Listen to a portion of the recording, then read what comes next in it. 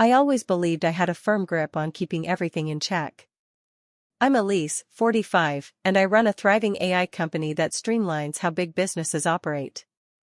On paper, I've got it all together. In pictures, I look put together. In meetings, I'm a force to be reckoned with. But at home, I'm playing a different part, a carefully crafted act of the ideal mom, the devoted wife, the woman who's got life all sorted out. Lately, though, it feels like the curtain's about to drop on that performance, and I'm not sure I'm ready for the stage to go dark. My home's a big, airy place just outside the city limits. My husband, Victor, directs theater productions. He's all about artistry and words, pouring his heart into the stories he brings to life on stage, but when it comes to my own story, he's not quite as fluent. We've been married for almost 17 years now. He's a kind man, gentle in his way, but he doesn't quite fit what I'm yearning for. One night, I mustered the courage to ask if he'd be willing to dive into the deeper, messier parts of me, parts one can barely put into words myself. He paused, gave me a slow blink, and said softly, "I don't think I'm wired for that." That was the end of it. He's not mean or cold, just wary of the intensity that pulls at me like a magnet. Then there's our daughter, Mia. She's 16, sharp as a tack, full of questions and fire. Looking at her is like seeing a mirror of myself, which is both heartwarming and a little unsettling. And there's Isaac, my adopted son, who turned 19 half a year ago. He came to us at 10, after years of being shuffled through foster homes, always hesitant to let anyone get too close, like love might vanish if he leaned into it. Now, he's grown into someone striking, tall, self-assured, with a way of noticing things that catches me by surprise. He really sees people, and lately, I can't shake the feeling that he's seeing right through me, past the polished exterior and the easy smiles. Sometimes, I wonder if he knows things about me I haven't even faced myself. There are these moments in the kitchen, after a long day of strategizing with investors, when I'm sipping tea, and Isaac walks in, fresh from a run, his shirt sticking to him, his dark eyes locking with mine just a second too long. It's nothing, really. It's nothing. He grabs a glass of water, and I focus hard on the steam curling up from my mug, pretending I don't notice how my breath hitches. I tell myself it's just pride in the man he's becoming. But there's this quiet, fragile thread inside me whispering that it's more than that. At night, when Victor's breathing slows and he drifts off, exhausted from the demands of directing, I slip out of bed. I tiptoe to the little den at the end of the hall, my sanctuary with its soft velvet chaise and dim lamplight. There's a drawer in the side table where I keep a sleek black device I never mention. Sometimes, my phone does the trick, earbuds in, eyes closed, letting someone else's voice pull me into a story that feels so close to my own it's almost dangerous. Other nights, I need something more. The device hums softly, and I shut my eyes, imagining I'm someone else, someone truly seen, heard, wanted. I tried opening up to Victor once, late at night, feeling a rare surge of courage. "Do you ever want to spice things up a bit?" I murmured. He pressed a kiss to my forehead and said, "You're perfect just the way you are." Like that settled it. But I don't want to be perfect. I want to be understood. And now, there's Isaac. His presence in the house is shifting something in me. He sticks around more, not in a wrong way, but in a way that feels like he's paying attention. When I talk, he listens, not just to be polite, but with this intensity that throws me off balance. At dinner, his eyes hold mine a little too long while Victor's rambling on. He asks questions that cut deeper than small talk. "Are you really happy? Do you feel like anyone gets you?" The other evening, while I was at the stove, stirring a sauce I've made a million times, he came up behind me and said, "You cook like you're trying to keep your mind off something." His voice was quiet, not joking, just noticing.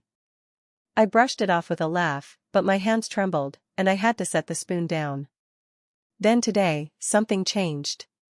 It was just after noon, and I got home early from work. Victor had taken Mia to see a play downtown. I walked into the kitchen, expecting it to be empty, and there was Isaac, leaning against the counter, scrolling on his phone. He looked up, and something in his face shifted, hard to pin down. "You're back early," he said. Meeting got cancelled, I said, heading for the fridge. Everyone's pitching some new AI startup these days. It's like we're swimming in proposals. He nodded, then said, "You seem worn out." I glanced at him. His voice carried something more than casual concern, something heavier. "I am," I admitted, grabbing a bottle of sparkling water. "Some days, it feels like I'm living a life that belongs to someone else."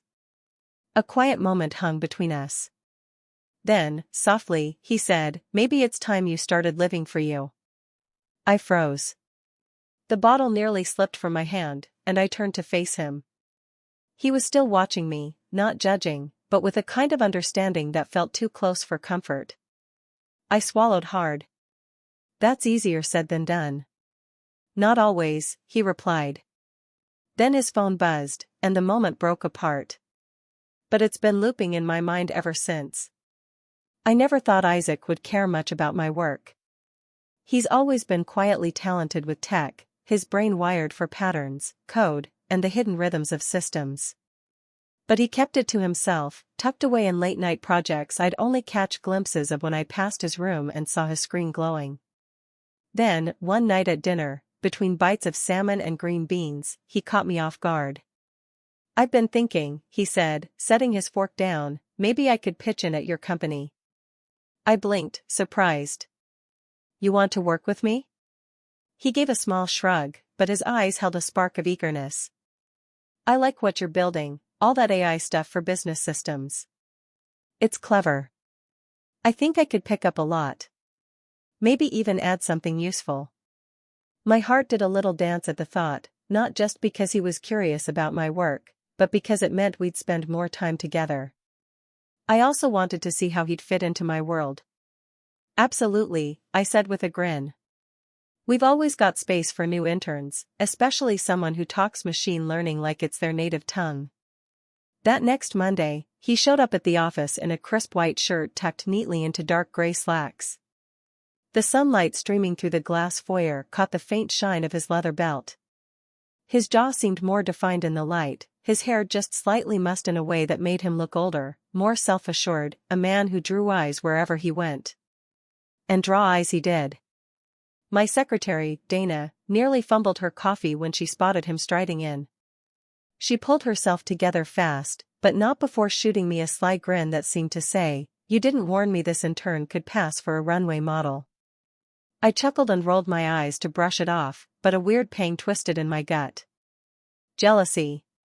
It hit me fast and unfamiliar, like a secret I wasn't ready to own up to, even in my own head. Isaac slipped into the company like he was born for it. He soaked up everything, client data pipelines, predictive models, optimization algorithms, like a sponge. Within days, he was quietly tossing out ideas that our senior developers started running with. He had a real talent for it. But it wasn't just his skills that threw me off, it was how he acted around me at work, in my own space. He never called me mom in the office, which made sense, but every time he said Elise with that steady confidence, it struck a chord deep inside me, like he'd earned the right to say it. During breaks, he'd wander into my office with 2 coffees, always getting mine just right, a splash of almond milk and 1 sugar cube. We'd sip in easy silence, sometimes cracking up over a junior analyst's latest mix-up or some stubborn AI model that wouldn't behave. The line between me being his mentor and us feeling like equals started to blur, and honestly, I didn't mind one bit. One afternoon, I passed him in the hallway. He was by the window, chatting with Caroline from accounting, a young woman whose lipstick always matched her nails. They were talking about something, her laughter coming a little too freely, her hair flipping with every giggle. Then, mid-conversation, Isaac glanced up. His eyes locked on mine across the hall, and he didn't look away, not right away. His gaze was steady, intentional, like I was the only thing that mattered in that moment. A shiver ran through me, subtle but real. I flashed a quick smile to cover it and kept walking, but that look lingered in my chest for hours, like a warm weight pressing against my ribs. Later that day, he swung by my office, as usual, setting down my coffee and staying a bit longer than normal. "You're tinkering with the neural interface, aren't you?" he said, nodding at the code open on my monitor.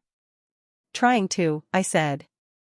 It's not adjusting as smoothly as I needed to across different data sets. He studied the screen for a second, then said, have you considered that the model might not be the issue? Maybe the data's not telling the full story. I looked at him, struck by how spot on he was and how calmly confident he sounded. You're onto something, I admitted. He gave a small smile, then leaned in a little, his voice dropping. You don't give yourself enough credit, you know. His tone made me pause, my skin warming under his words. You think so? I asked quietly.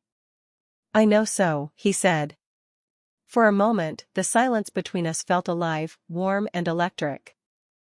Then my desk phone rang, snapping the moment in two. He stepped back. I'll let you get that, he said with a quick, almost playful grin before slipping out.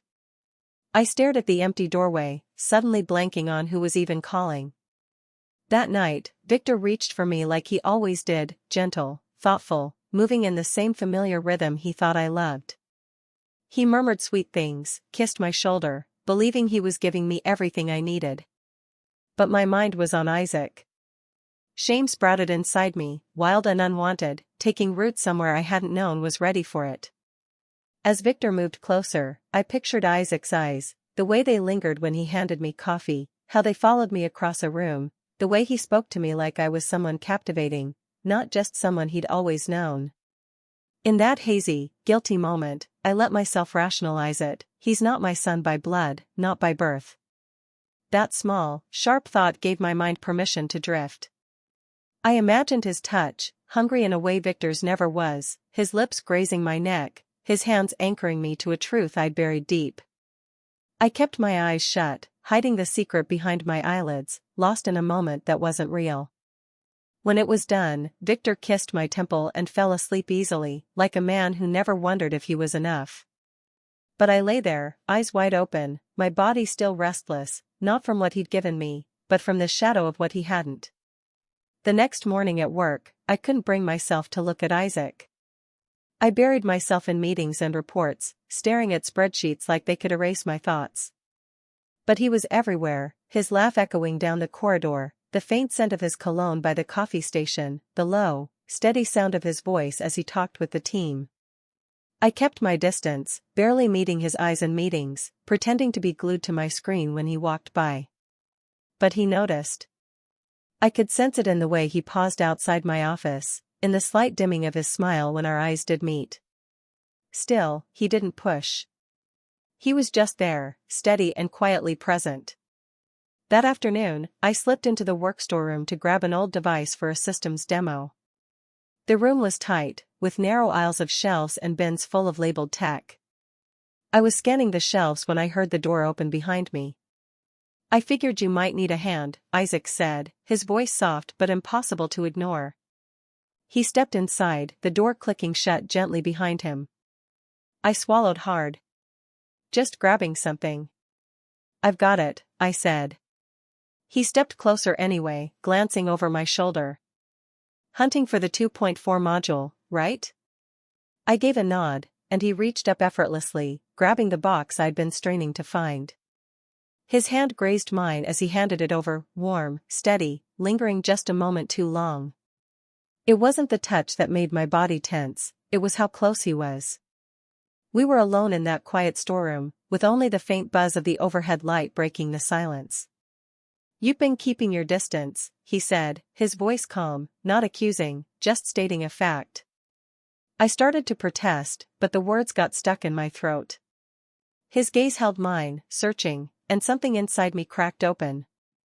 I haven't, I murmured, though I wasn't even sure what I was trying to deny. His eyes didn't waver. You don't need to hide from me. He leaned in, so slowly I could have stepped back, could have broken the moment. But I didn't move. I couldn't. The air between us grew heavy, pulling us closer, a tension that had been building for days. Just when I thought his lips might meet mine, the sharp click of heels echoed down the hall. Dana. I froze. Isaac eased back just enough to make the space between us seem normal again. The doorknob rattled once, softly, then the footsteps moved on. I let out a shaky breath I hadn't realized I was holding. "We should get out of here," I whispered, my voice tight with nerves. He nodded, his face impossible to read, and passed me the module like that was all that happened. But as I walked back to my office, my hands trembling around the plastic box, I knew something had changed, and I'd let it. The office felt eerily still that evening. Everyone had left hours ago, even the cleaning crew's chatter and vacuum hums had faded into the night. Only my office glowed, its glass walls casting a soft light in the dark maze of our headquarters. I should have been home. I'd told Victor I'd make it for dinner, but the pile of work was overwhelming, and my head was too full of thoughts I couldn't shake. Isaac was everywhere in my mind now, every gesture, every glance circling back to him, impossible to push away. I was scared of what I was turning into, or maybe what I'd already become. So I let myself slip, just a bit. From the small safe under my desk, I pulled out a bottle of Burgundy I kept for rough days. I poured a modest glass, kicked off my heels, and let my hair fall loose from its tight bun. I dug out an old pack of cigarettes from the drawer, a habit I'd left behind 12 years ago, now creeping back when I was worn out and craving something real, something raw. Leaning back in my leather chair, smoke curling upward like a quiet prayer to a god I'd stopped trusting, I wasn't the polished CEO anymore. I was just Elise, a woman, exhausted, restless, yearning. I exhaled, feeling the tension ease from my bones. My silk blouse hung loosely now, free from my usual rigid posture. My thoughts drifted back to him, Isaac, the way he'd looked at me in the storeroom, the warmth of his breath so close, the almost kiss. What did he see when his eyes met mine? The door opened softly. My heart stumbled. "Isaac." He stepped inside, moving with quiet confidence, his eyes sweeping over the room, lingering on my bare feet, the cigarette, the half-empty wine glass. His gaze met mine. No smile, no words, but something sparked between us, like a current humming in the air. He'd never seen me like this, but somehow, I felt like he'd always known this side of me was there. He didn't look surprised. He looked like he belonged. Without a word, he crossed the room, reached for the ashtray, and picked up a cigarette from the pack. He lit it with a small silver lighter, took a slow drag, and settled onto the sofa across from me. We didn't speak. The silence buzzed with energy. Then he reached into his pocket and pulled out a small pink candy, glossy and almost innocent-looking. He held it low, his arm relaxed over his knee, palm tilted slightly downward, his eyes meeting mine with a quiet invitation, not a demand. Something inside me shook. Without thinking, I slid off my chair, my knees brushing the cold hardwood floor. I crawled toward him, each move slow, heavy with meaning. When I reached him, I leaned in and took the candy from his hand with my lips. It melted sweetly on my tongue. And then he spoke, his voice soft, deep, resonating in my chest, "Good girl." The air thickened, not with raw desire, but with the release of all pretense. I felt seen, not just admired or wanted, but truly seen, stripped of any mask. He stood and started toward the hallway, and for a second, I thought he'd leave. But he turned toward the staff kitchen instead. I sat there on the floor, my breath shallow, unsure what was coming next. When he came back, he held a glass of milk. He knelt in front of me, lifting the glass to my lips like it was something sacred. I took a small sip, the coolness cutting through the candy sweetness. But then he tilted the glass further. A trickle of milk spilled, sliding down my chin, seeping into my blouse's collar. He didn't react, just watched the droplets path, like an artist studying his work. Then, without a word, he leaned in and kissed me. His lips were soft, certain, stealing my breath, not rushed or forceful, but sure. It was a kiss that unraveled years of restraint. When we pulled apart, I didn't know who I was anymore. The days after felt like floating through a fragile dream, one you're afraid to touch too hard in case it shatters. At work, Isaac was his usual sharp, composed self. He brought me coffee each morning, dissected data models and meetings, and sparred with the team over tech ideas like nothing had happened. But beneath every glance, every moment we passed in the hallway, was that night, the cigarette, the candy, the milk, the kiss. It lived in my skin, like a silent promise we hadn't voiced. At home, I went back to Victor. I watched him across the dinner table, his familiar smile lighting up as he told Mia about a new play he was directing, his hands waving with excitement. Victor's a good man, no question about it. He loves us deeply. But watching him felt like sitting through a well-rehearsed play, perfectly staged, beautifully lit, yet somehow empty at its core. I smiled at the right moments, asked the questions I was supposed to, played my role to a T. But deep inside, a part of me I'd tried to bury for years finally stirred, and she was wide awake, refusing to stay quiet any longer. Isaac didn't press me. He didn't crowd me or force me into tough choices. He was just there, steady, like a force pulling me in without trying. I could feel his presence even when he wasn't in the room. One evening, after the office had emptied out and a storm turned the windows into shimmering walls of rain, I thought I was alone. I stood in the break room, staring out at the lightning flickering across the city skyline. My heels were off, my blouse undone just a bit more than usual, my thoughts caught in a restless loop. What am I doing with myself? Who am I turning into? You forgot this on your desk, Isaac's voice came from behind me, holding out a small flash drive I'd left behind. I turned to face him slowly. His sleeves were rolled up, his collar open, and specks of rain clung to his shoulders from locking the outer doors. We stood there, quiet, the air heavy between us. You're different now, he said after a moment. I think I'm just done pretending, I answered softly. He gave a small nod, like he saw something in me that had always been there, waiting. I'm not asking for anything from you, he said, stepping closer, his voice low. No titles, no commitments. I just want you to stop acting like you're not bursting with life. That word, life. He came close enough for me to see the depth in his eyes. There was no trace of the boy I'd once known, he was all sharp edges and gentle strength, power held in check, the kind of presence that didn't demand but made you want to offer everything. I closed the gap between us. I don't recall exactly when the kiss started, only how it unraveled every part of me. In that quiet office, with the storm raging outside, I let go, not to some fleeting dream, but to the truest piece of myself, the one that had been waiting, watching, longing to be known. And he knew me. We didn't speak afterward. We didn't need words. We just stood there, foreheads touching, letting the moment wrap around us like a second skin, soft and new.